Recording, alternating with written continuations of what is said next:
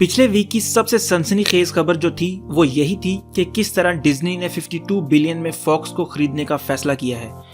और इस फैसले के आने के बाद जो लोग सबसे ज्यादा खुश हैं वो है मार्वल के फैन।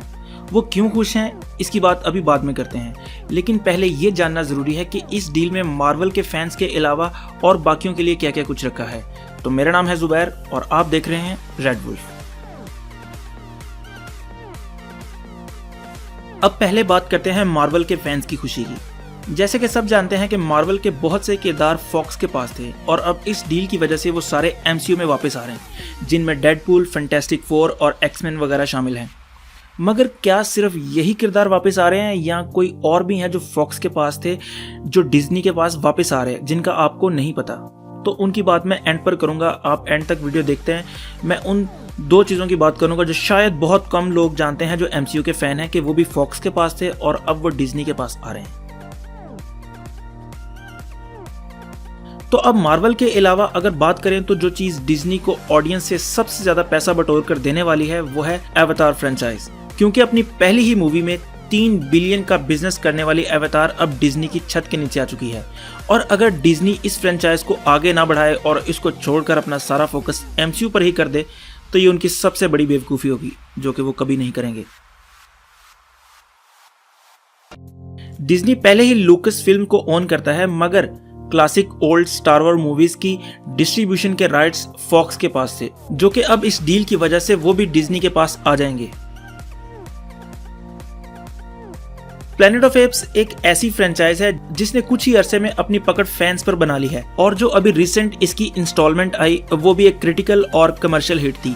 तो ये फ्रेंचाइज भी बहुत अहम होगी इस डील में।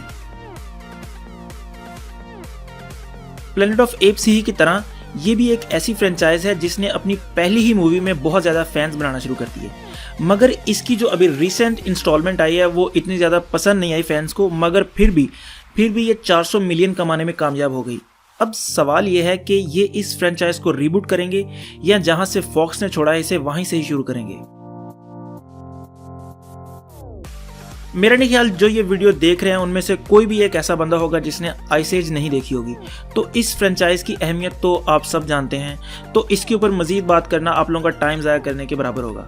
अब मैं आपको उन फ्रेंचाइजेस के बारे में बताने वाला हूं जो मेरा नहीं ख्याल डिज्नी उनको दोबारा बनाने का इरादा भी बनाएगा।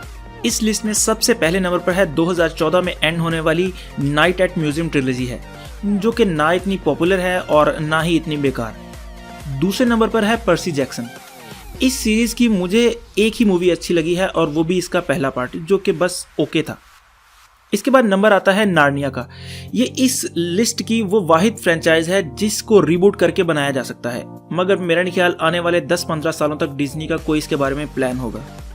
इसके बाद नंबर आता है फाइट क्लब का। ये अपने दौर की बेहतरीन मूवी है और आज तक की टॉप 50 मूवीज में आप इसे ऐड कर सकते हैं, मगर मेरा नहीं ख्याल डिज्नी भी इसको छेड़ने का इरादा रखता है। और सबसे लास्ट है मेज रनर, जो कि 2018 में शायद अपनी ट्रिलॉजी एंड करके एंड हो जाएगी और बाद में वो डिज्नी की स्ट्रीमिंग साइट पर आपको मिलेगी। और ये फ्रेंचाइज है तो अच्छी, मगर दूसरी मूवी में पहली वाली जान नहीं थी, तो ये भी मेरे ख्याल से एंड हो जाएगी। चले, अब ये तो बात हो गई उन मूवी फ्रेंचाइजेस की जो डिज्नी के पास आ रहे हैं। अब हम बात करते हैं उन टीवी शोज की जो भी डिज्नी के पास आ रहे हैं। तो इन शोज में सबसे पहले नंबर पर है सिम्पसन्स और दूसरे नंबर पर है फैमिली गाय। ये भी डिज्नी के पास चले जाएंगे, मगर डिज्नी अपने PG-13 मूवीज और टीवी शोज के लिए मशहूर है, यानी ये कोशिश करते हैं कि इनका कंटेंट बच्चों के लिए ज़्यादा सूटेबल हो। लेकिन सिम्पसन और फैमिली गाय ये उस तरह के शो हैं जो अपने 18+ कंटेंट के लिए जाने जाते हैं। तो अब इनका फ्यूचर डिज्नी के हाथ में क्या होगा ये तो वही लोग बेहतर बता सकते हैं। इन दो शोज के अलावा modern family, this is us, 24, x files, American horror story और प्रिजन ब्रेक जैसे मशहूर टीवी शोज जो डिज्नी के पास चले जाएंगे। और एंड पर मैं उन 2 टीवी शोज के बारे में बात करूंगा जो कि एमसीयू के फैंस बहुत कम जानते हैं कि वो एग्जिस्ट भी करते हैं। उनमें जो सबसे पहला शो है वो है लीजन, और ये शो म्यूटेंट से रिलेटेड है और अपनी टाइप का सबसे बेहतरीन शो है। तो अगर आप एमसीयू के फैन हैं और अभी तक आपने ये नहीं देखा तो जरूर इसे देखें। और आखिर में बात करूंगा एक ऑनगोइंग शो की जिसका नाम है द गिफ्टेड, और यार क्या कमाल का शो है। तो आप इसको भी अगर आपने नहीं देखा तो ये भी आप अपनी लिस्ट में ऐड कर रहे हैं। इसके अभी सिर्फ 10 एपिसोड्स आए हैं, तो आप अभी इसको जाके देखना शुरू करें, बहुत ज़बरदस्त शो है। एक और बात जो बहुत अहम है और आपका जानना बहुत लाजमी है कि डिज्नी भी अपनी स्ट्रीमिंग साइट लॉन्च करना चाहता है, जैसा कि नेटफ्लिक्स और हुलू वगैरह हैं। तो इनको परचेज करने के बाद अगर ये सारी चीज़ें उनकी साइट पर जाती हैं, और जो कि जानी भी चाहिए, तो नेटफ्लिक्स को अच्छी खासी टक्कर का सामना करना पड़ सकता है। तो ये थी आज की वीडियो। उम्मीद है आप सबको काफ़ी चीज़ें नई पता लगी होंगी, और अगर कोई चीज़ मिस हो गई है तो मुझे कमेंट करके लाजिम बताएं। तो खुश रहें, खुश रखें। अल्लाह हाफिज़।